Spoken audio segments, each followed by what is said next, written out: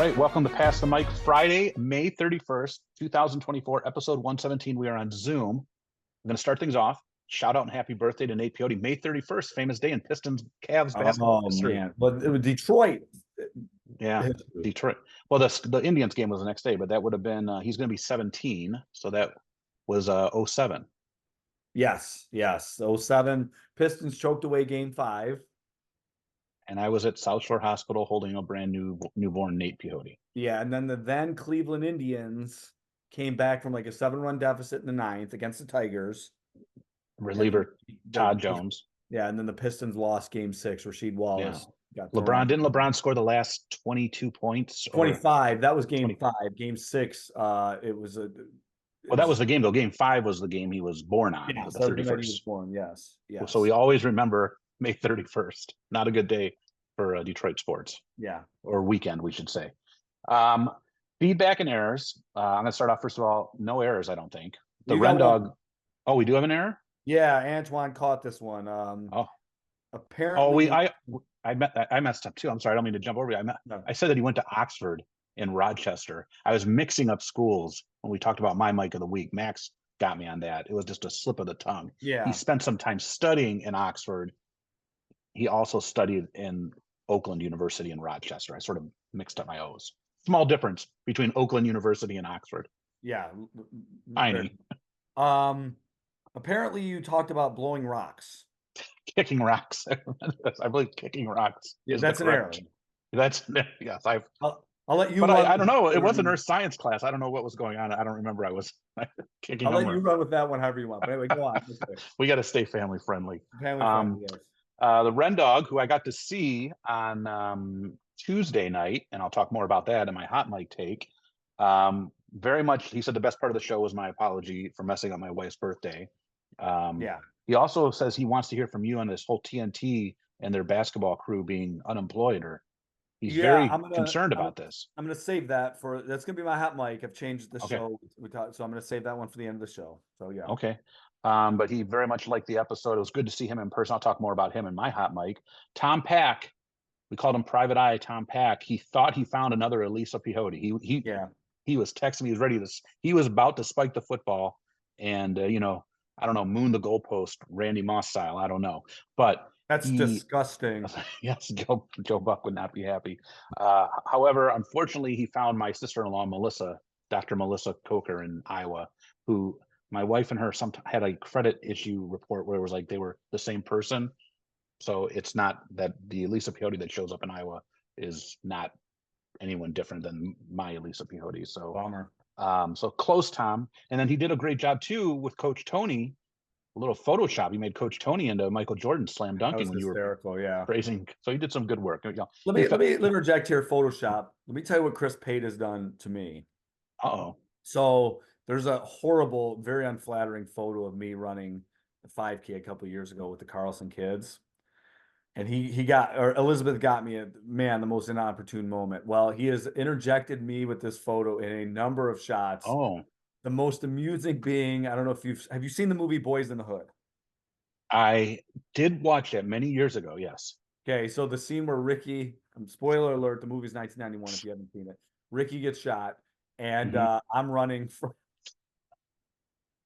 it's me running from that vehicle. So lots of creative people with, I will say this, Tom Pack was worried about losing his highly effective ranking, but I let him know that, hey, effective's just as good. Don't worry about it. Yeah, there's no pay bump on that one. Yeah. There's no harm in effective. Right. Gary Bailey reached out and he talked about our senior issue. We were talking about seniors. He says prom over graduation as far as events. As a parent, I'm assuming, or maybe as a young man himself, I don't know. But he says proms are more fun. Graduating home, something just to get through.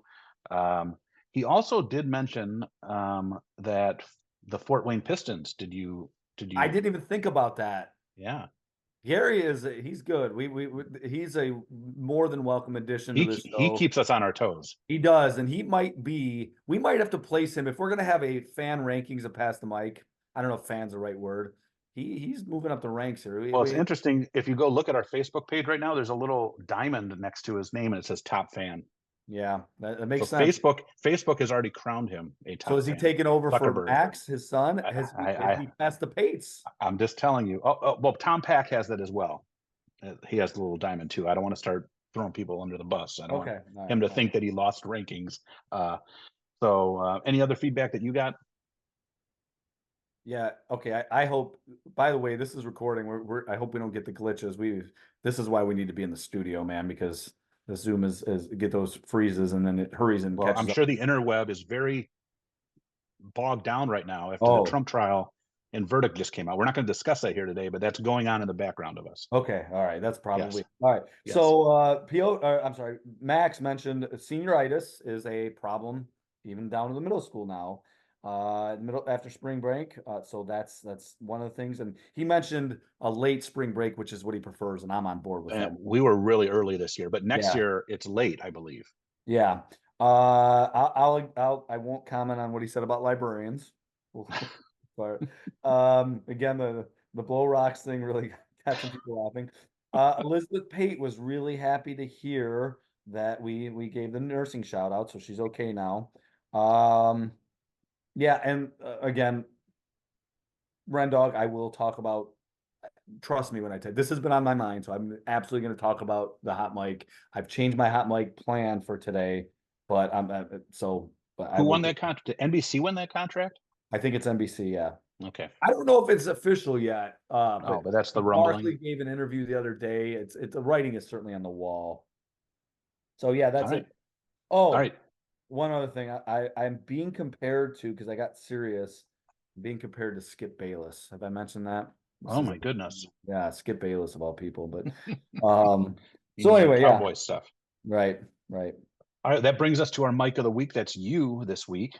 Yeah, I got to go NBA theme. We're doing the NBA on TNT this week, and there's a big game tonight. So I'm going to go Mike Conley, point guard, Minnesota Timberwolves. I'm hoping next week at this time we'll be talking about how they did the unthinkable and came back from the 3-0 deficit. Oh, Either way, I want the Celtics to lose, but I think it'd be pretty cool to have Minnesota, the young upstarts, make that happen. So, yeah, that's no, my Mike of well, the week, Mike Conley Jr. there you go. Well, I hope for that as well. All right. Topic this week, education topic. You came up with this one, I believe. And because we were sort of last week was senioritis, we're going to sort of the opposite of senioritis. Part of graduating high school is the culmination of your K-12 education. And it's funny that the topic that we're coming up with today is defining success, because Mm-hmm. graduating high school is a success point for many people. They put that Sure. as a point of success. And it's funny that you mentioned this. I don't. One of our former guests, Stoss, interviewed me, and I don't even know if it made the CTV news. That his question that he was asking people was on this spot thing was how do I define success? So I have all my notes. I don't even need to really go to my notes because I already answered this once. So that's what we're talking about today is um, how do we talk about success as far as for ourselves, but also like any advice we have for young people that, how do in this day and age of success, and if anything with we talk about social media, like success sometimes is a very public thing now, even if you're not a celebrity, right? Like it used to be Yeah. success was Isaiah Thomas in the NBA finals, or that sort of thing. Well, now people share their successes all the time. Sometimes the true people out there share their failures too. So that's what we're talking about. So since you picked the topic, why don't you start us off and tell me what your thoughts are? So let me explain. The way this came up was I was having a conversation with Kristen, and we were talking about somebody, and the word successful came up. And I'm like, man, am I successful? And I really couldn't. I don't know what the answer is. And that's Yeah. not me. This is not me fishing for a compliment right now. No. And then I had this really horrible time figuring out how to define it. What does it mean to be successful? Is it financial? And so I thought I would impart this to the show and bring it up in a sense that, okay, high school kids just graduated. They're 17, 18 years old right now. What are they looking to do with their lives? And I always tell the kids in economics classes, you have to be practical about what you choose in life. Find something you are very good at. Find your talent, maybe even more so than you love. Find your talent. At the same time, try to find something you're going to enjoy doing and sort of bridge that gap where money comes into play as well, and sort of combine those things. But it still, does that define success? And I really, Mike, I could not come up with an answer. And then, unfortunately, a horrible thing happened. Bill Walton passed away on Memorial Day. And for the listener, Bill Walton was a college basketball legend and NBA great whose greatness was cut short by horrible injuries, amongst other things in his career. But he's a really interesting guy. I think if you knew his life story, he had a battle speech impediment, stutters. He horrible mental issues growing up, and he became an NBA star. Is a Hall of Famer now. A lot of people dispute that. Nobody questions whether he was a good player or not, but he missed so much time that there's a lot of dispute about was he really an NBA great. But nobody disputes the other part about him is he was. So I took a bunch of different quotes that I found on Twitter, and what I found after his passing, and this is authentic, man. This is not. I know there's a unfortunate byproduct. We always say, say to the things to the people while they're alive, Mhm. so you don't miss the opportunity to let somebody know how you feel. But in his case, so many people from so many different walks of life. John Fogerty, musician. Chuck D, musician. Those are two vastly different genres of music. John Mayer, again, musician. Media members, basketball players, Barack Obama, David Axelrod, baseball players, actors and actresses, and on and on and on. And it continues to today. I thought Scottie Pippen. And I'm like, man, this is a guy that Uh-oh. really touched a lot of people. And to give like a little bit more of a precursor, Ren Dog is a super. We didn't give him like his props as our biggest fan. He's the first one to listen to the show. Yeah, that's true. The NBA on TNT is amazing, and I'm going to talk about it today in my hot mic. But Steve Jones and Bill Walton were the NBA on TNT before it. It was unscripted. They did it during the games, but it was amazing. Those guys were so good together. A lot of basketball people will differ with me on this. I used to love it. Bill Walton was so brutally honest. He didn't really understand sometimes. I think sometimes how to say things, but so that leads me to where I'm going with success. I read a quote. I took a screenshot of this, and to me, this is success in some or some derivative of this. If everyone was Bill Walton, this world would be a wonderful. This would be a wonderful effing world. And I think that's how you define. Do you make a room better by being in it? Do you make people better? That to me, and so that's how I've defined success. It's really simple, and I've had these moments in my life, especially in recent history, talking to my kids and telling them, when you're at a certain age, will there be people, how will people speak of you? And I don't want them to worry too much about what people think. At the same time, I don't know too many people who will say negative things about me. So that to me, now applying this to Bill Walton, if everybody was him, this would be a better world. Have you left the world a better place than when you started? And that to me is how you define success, whether it's professionally in your career, whether it's a job you do, or whether it's just in life in general. To me, I've decided that is success. And again, it's horrible what happened. Bill Walton died too young. He was in his 70s, and it's hard to say that's too young, but cancer got him earlier than he should have. But I think that it gave me some clarity on what success is, and I'm applying that to the listener. And I'd love to hear what the listener thinks. I think that's a great example and a great way to use it. The notes I basically had a couple things. First of all, success is it's evaluated in chambers, right? Like are you successful as a high school student? Were you successful as a college student? Are you successful as a parent? Are you successful as a spouse? Are you successful in your career? Are you successful as a coach? We've all coached. The idea of overall perfection and success really doesn't exist, right? Like I put in my notes here, perfection is rare, okay, and it does not necessarily mean you don't need perfection for success. Okay, obviously, if you do hit perfection, that's successful, but you don't. I don't think you need perfection to be successful. You know, track and field's a great example. You could have two kids that have two different times on the mile, um, and the one that was slower may have said this was a successful year for me, and the one that had a faster time may not have gotten to where they want to, and they're saying they're not successful, right? So everything is successful. The definition of success is an individual concept, right? Like that you have to look at within yourself. Yes, other people can come and to tell you that, but it really, this is what I told Sauce is it rests in you at the end of the day. It rests in you. were you successful? Were you successful in what you're trying to do? And then another thing I have in my notes here is that failures lead to success. All right. Failures. So part of being successful is experiencing and having failures. And there's nothing wrong with that. And that's what I tell kids that I coach. That's what I tell Sure. kids in student council. And I think that too many people are afraid that the first time they hit failure or experience failure, that there's no success coming down the line. And that's absolutely false. Again, and I think you might agree with this, even in my education career, 26 years, and you're in your 20s of years, it's not over yet. Okay. So I can't say it, if, we talked about senioritis, we're not cruising into retirement and saying, it's been a success, we're done. No, we still have years down the road that I still want to maintain and continue to be successful. I It's not done. let me interject here. This is where, and again, I'm starting to think, and man, it's so weird, Mike. And I know I'm not even doing justice to this, and this is, I don't want this to become a Dr. Phil episode or anything like that. But as a teacher, I ran into a couple of students recently where my daughter was hanging out, high school students. These aren't the best students, okay? I'm not to stress that to you. They're nice kids.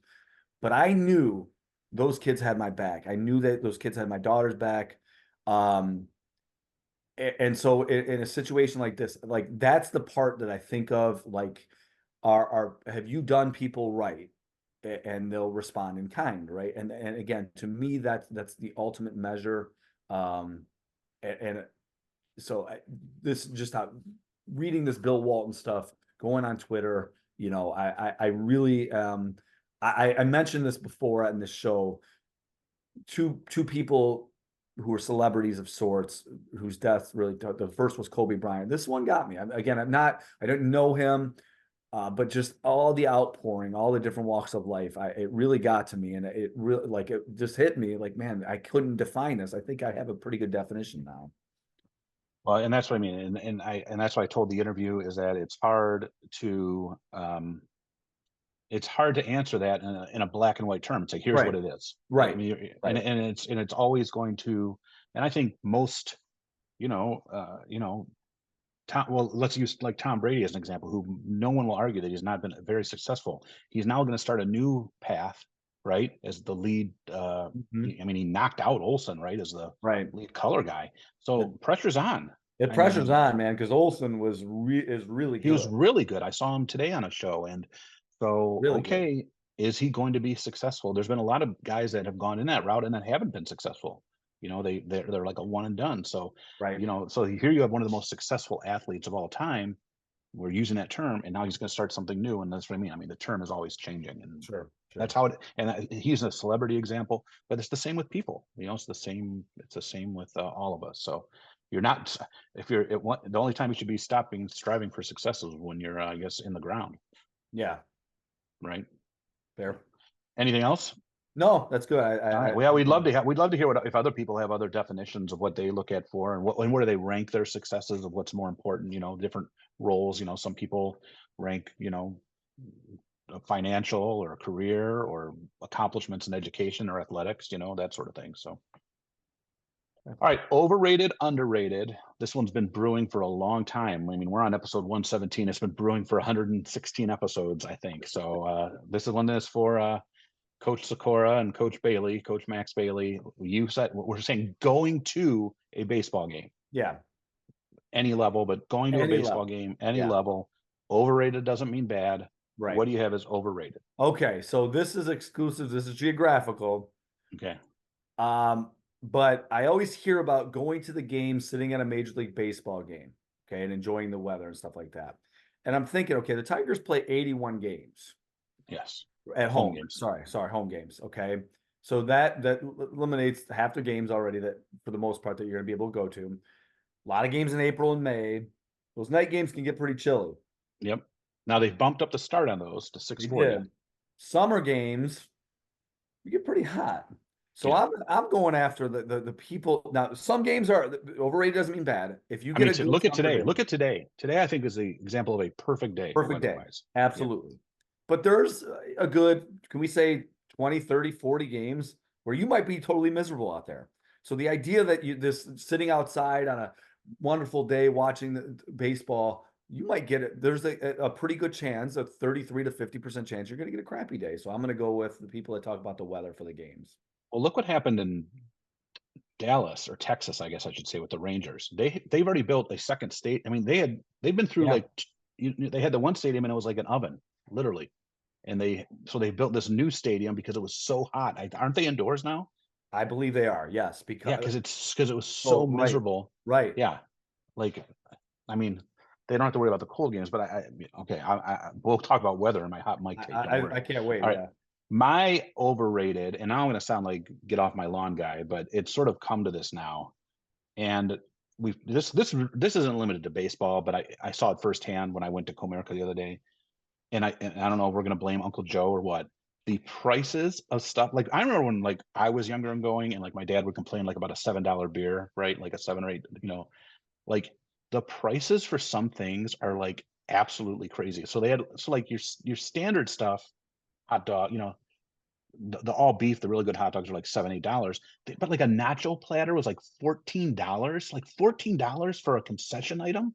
All Hmm. right. Like, I mean, it's just like, I don't understand why there has to be that. And you're just getting a little bowl of like food put together. I mean, we're Right. not talking about, I mean, I understand that there's going to be markup. My head's not in the sand. I get that. But I think we're getting into numbers and price points that are crazy. When I went to the Rockies game a few years ago, that I went on a road trip, they had like a lobster roll. It was like $39. $39 for like a lobster roll in a stadium. And I know a lobster roll is going to be more expensive. I'm not, again, Sure. my head's not in the sand. But I Right. mean, you can get a nice New York strip steak dinner, okay, somewhere. So, and again, I know that don't like the Atlanta Falcons have like, you know, that's part of their thing. They have like normal Right. size. I mean, I'm sure they have Right. other stands that have good stuff, but I don't. It's crazy now. It's like Hmm. again, I'm not crazy. I knew that going back in the day. Okay, I'm not going to get a $3 beer. Right. Okay, or this. But at the same point, it shouldn't be like 16, $15 for a little plate of nachos Right. that are has a little beef in them. So concession prices totally crazy on some items on some of these crazy items. So that's my overrated. Okay. Underrated. You know what? I went to the Carlson game on Saturday, The and baseball game?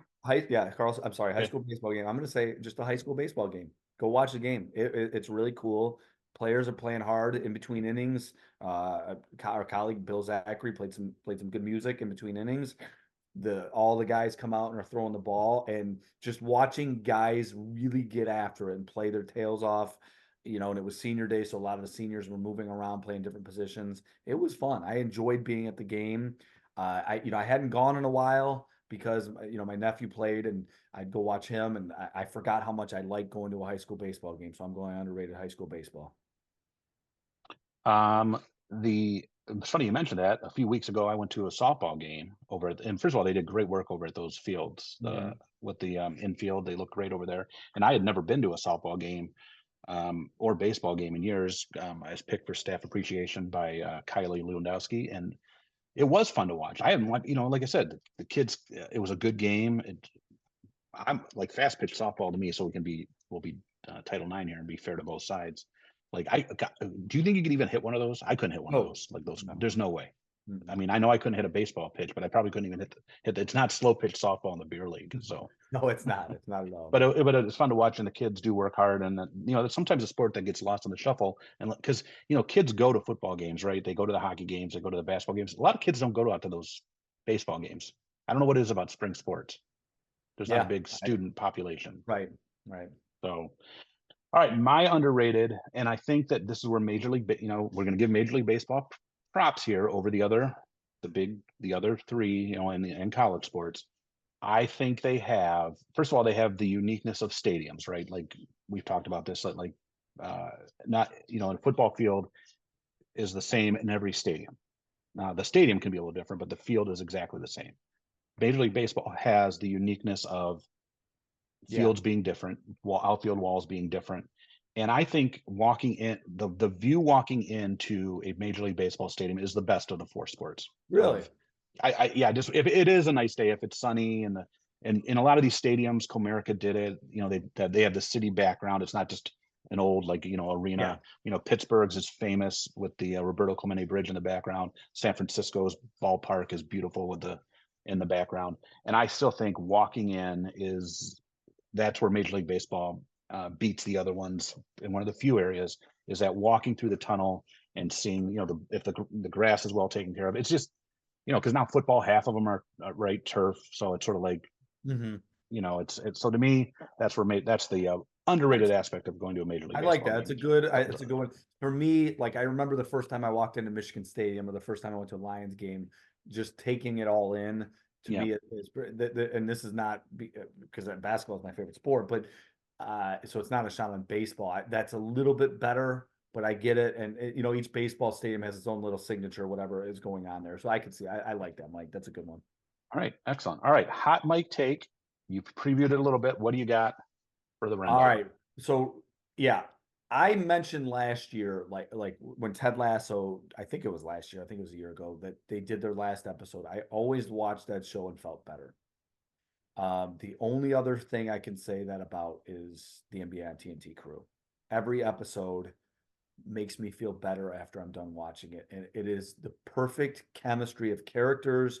You have Kenny Smith, the sensible, logical one. You have Charles Barkley, who really is so smart, but presents himself in a fashion that is just so folksy and then Shaq being Shaq, and there's so many layers to him. He's the perfect complement to those two guys, and then Ernie Johnson's kind of the linchpin of everything. This is it really. I've said this before on the show here. Even if you're not a basketball fan, watching those guys is enjoyable. They are it's the perfect balance of everything. These are guys that when things happen, I often like to listen to them, even when it's not basketball related. I like to hear what they have to say, and it will be horrible Oh no. if they everybody's time comes on television. It has to, and like Seinfeld went on top. And if that's the case now, but Barkley, I heard an interview recently with him on, I think it was Dan Patrick. It doesn't sound like they want this to happen. I hope NBC figures out a way to pick those guys up, because this is, again, like I said, the only other show aside from Ted Lasso that I've ever watched where I feel better after I watch it. So Ren Dog, I appreciate you saying this. I hadn't, believe me, I hadn't forgotten. I was waiting to see how this played out, but this is truly amazing television. And the NBA, they have to figure this one out right now, because these guys, if I'm correct, it seems like they don't want to go. And the other part, how they're so good, is you bring different cast of characters on there once in a while with them, and it still just flows because those guys are that good. They are amazing at what they do. I'm pleading, I'm sure, Adam Silver's not listening to me, figure out a way to not make this show go away. And you see their clips all the time, like on highlight stuff on either Twitter or TikTok or stuff like that. That show is the most featured pregame show of funny clips, right? Of entertaining clips. You don't see that like NFL on CBS or NFL on Fox. It's always those four guys and the stuff they're doing all the time. Unscripted. That's the part that it's unscripted. They do such an amazing job because of that reason. So yeah, we please, NBA, don't let this happen. Yep. All right, my hot mic take. Tuesday of this week. My son, for my birthday back on May 1st, bought tickets for the Pirates Tigers game 1 of the 2-game series. This another great thing Major League Baseball does, these 4-game series, 2 away and 2 at home. Because what could go wrong with that in an interleague game? Well, I'll tell you what could go wrong with that. Okay, first of all, Memorial Day, I don't believe the Tigers played. I don't believe the Pirates played. And this is so first. Okay, let's just get all this. Major League Baseball. Why every team is not playing on Memorial Day? I don't understand. You complain that people don't, that the sport's fading. You have a holiday. Yes, the NBA semifinals are going on, but this is your chance to say, hey, here's all of our teams, day games. Yeah, it's your day. Yeah, and they didn't do it. So because of that, nobody played on Monday. So we had tickets to Tuesday, 6:40 start. Looked a little gray. We got down there early, saw the Ren Dog, got our picture taken with the Ren Dog. Tuesday is 313 night at Comerica. You get $3 hot dogs, $1 small drinks, and $3 something else. So we got a couple $3 hot dogs, which goes against my overrated. We're sitting there, we watch the Pirates take batting practice. And I opened up my weather app a few times because like they decided to put the tarp on, and I'm like, okay, well, there's nothing coming through downtown Detroit. There's stuff to the south, stuff to the north, but nothing coming through downtown Detroit. And at about 6:25 up on the scoreboard, game has been postponed. Not even postponed, canceled, and will be made up of a doubleheader on Wednesday. Your tickets are worthless. You can go swap them for any other game or possibly tomorrow. But tomorrow's tickets are good for both games. So basically, like the good seats we had were shot, right? Like I would have to go, and that's a whole nother story. He bought them through SeatGeek, so that's all. It's a third party disaster. We couldn't even get down there on Wednesday anyway because I had to work Wednesday during the day for the first game, and then it was the track banquet, so that was a moot point anyway. Well, what do you also a salute to service night? Salute to service. Thank you. I want to know first of all who makes this call because like when the game's going on, I believe it's the umpires, right? Like if it starts getting bad, like the umpires say, okay, this is enough, we're going in. I don't know who makes the call prior to the game going off. Like the Pirates just finished taking batting practice, so it's not like they were in the clubhouse. So Nate and I walk out sort of a little dejected because we'd always go to the Pirates game because of my dad, and he bought these tickets with his own money. And I'm trying to tell him it's all right, don't worry about it. We still had the hot dog, and they even put us on the big screen before the game, and blah blah blah. But guess what happens? So Tuesday, drive home. Guess what happens? I follow a lot of the Pirate Pittsburgh beat writers. It doesn't rain at all Tuesday in downtown. They're like it's 60 minutes later, no rain. Hour late, no rain. Tuesday night, perfectly fine. Wednesday, I'm like, I'm going to pull up the score of the 12 o'clock game because I want to see what's, it's a double header. I want to see the first game. The Pirate beat writer is tweeting that they're clearing the stands because of these awful thunderstorms. But they wouldn't clear the field. They didn't clear the field. So the stands are cleared. I guess in Pittsburgh, by the way, Pittsburgh media totally had a field day with the Detroit Tigers. Shocker. I have a feeling that Chris Ilitch got his parking money for Tuesday, didn't want to sell the $3 hot dogs. He saw a lot of Pittsburgh fans around, said, hey, we'll just play both of these on Wednesday without the $3 hot dogs. I already got a good bunch of parking money, and we'll go off with it. Major League Baseball, I don't know what your problem is. I'm disappointed. The weather was not, I don't know who makes that call. Yes, it was a little bit of storm to the south or north, but I always thought, hey, we try to get this game going. If it has to go into a delay, we'll go into a delay, but we try to finish it. They got both games through. They split the pair. Go back to a 3-3 series. So that was my trip. That's it. That's my baseball game for the year. So I'm not going back. No game. Well, no, I got a hot dog. I saw the Ren dog. Got my picture taken with them. Watched the Pirates take batting practice and blast a few out to left field. That'd be fun. That's it. Yeah, good times. I didn't fall asleep. That's good. Oh man! Thank you, Major League Baseball. Story. Yeah, so that's my hot mic take. I don't know. Again, I would like to know who makes the call if it's pregame. I assume it's someone within the Tigers organization and not Major League Baseball. But what do I know? Does Chris Ilitch listen to the show? You think? Oh, he's having a rough year. Yeah. The Tigers are stuck in misery with the Pirates. So, all right. Well, hey, we got 2 weeks of school. Graduation is a week from tonight. No, a week from tomorrow. Week from tomorrow. Well, the day that this comes out, a week from the 31st. Yes. So, we got senior breakfast next week. Anything you want to wrap up with? Again, there's nothing. I mean, like there's nothing to pick. There's no sports to pick. Tigers are like 9.5 out of first. There's this. You know what? I think Minnesota will make it interesting. They'll win tonight, and then they'll lose in 6. But it still would be a neat story if we come back a week from now and they made that comeback. Do you know anything about the NHL playoffs? I've heard that Edmonton is gonna. I don't want to make fun of hockey. I'm not making fun of hockey. Did Edmonton win that series? I don't even know. Did the Rangers don't know, but I've heard Florida? I know that the league would love to see Edmonton versus New York because they got the McDavid for Edmonton, the old school Edmonton. That would, I'm sure that's what the league wants. But so Mark Messier Gretzky thing. I saw a Penguin beat writer as I was reading all this stuff.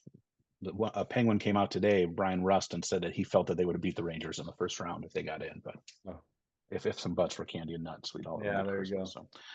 All right, well, that looks like everything this week. Maybe we'll be in the studio next week, so we're not recording last minute. Again, I want to give a shout out, happy birthday to my son Nate Dogg. I love the birthday gift, even though we paid $25 a park, got a picture with the Ren dog, had a Pepsi and a hot dog, and then drove back downtown. drove back downriver and ate at Beer Haven. So that was our. And then we walked in our Pirates gear, and people were like, "Are you going to the game?" And we're like, "No, the game's not happening." Like, it's the thought that counts, though. So yeah, that's all. it is the thought. I just hope he gets his money back from SeatGeek. He should. I mean, that's, it is what it is. All right, everybody, have a great week, and we will see you next week.